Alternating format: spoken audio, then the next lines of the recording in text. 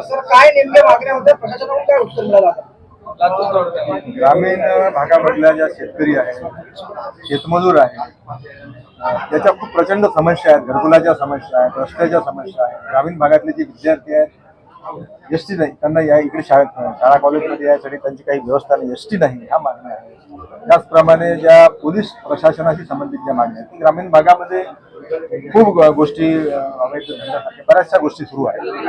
आणि जे काही घटना घडतात, जसं घारोटचं प्रकरण इतके दिवस झाले, परंतु तिथे जो ती जी घटना घडली की 2 तरुण युवक त्या ठिकाणी संशयास्पद त्यांचा मृत्यू झाला, घातपात आहे, ऍक्सिडेंट आहे तर मग कुठलं वाहन आहे? कारण तो काही हायवे नाही की वाहन आला आणि गेलं, छोटा रस्ता आहे, इथून जाणारे मोजके वाहन आहे.